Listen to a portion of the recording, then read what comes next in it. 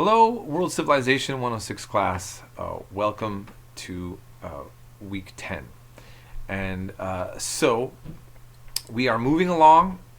We just covered the Judaism section, which actually was a development separate, as I showed, of ancient Israel.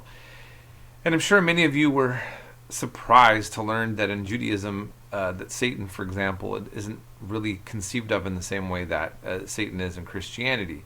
And of course, we did already learn earlier that there was some debates that may be making Satan, who is an angel that sort of works on behalf of testing our evil inclination, basically on God's team, to a more or less like evil godlike entity, may have come from Zoroastrianism, as you've seen some debate that or not.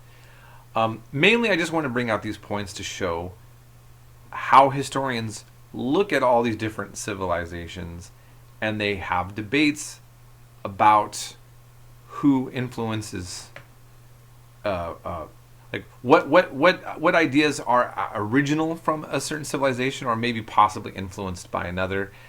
And how ones that have a similar historic connection can also break away from each other and differ on certain aspects. And so I just want you to think about all that. This week, it's going to be a relatively easy work session compared to some of our others. We're going to deal with Rome. You don't have a paper to write, and it's not a lot of videos. You are going to do a discussion. We're going to have 2 video clips that deal with the question of Mithraism. And I won't go into explaining that is here, but I'm having you see how certain documentaries, one makes such definitive comments, and then another one actually kind of pulls back on that and says, well, scholars don't feel comfortable simply saying something so definitive about the subject. And so this I'm hoping will help you understand how to be also more careful when you watch documentary clips, or when you're looking at sources, to see that a lot of things are always debatable. And I think you're already getting the sense of that in this class. And then I'm having we're going to end on the debate about the traditional interpretation of Roman persecution of Christians, which is kind of an interesting topic that I never really explored until later on in my studies. That then will be a good segue into the next week's, where we're finally going to get into the history of Christianity.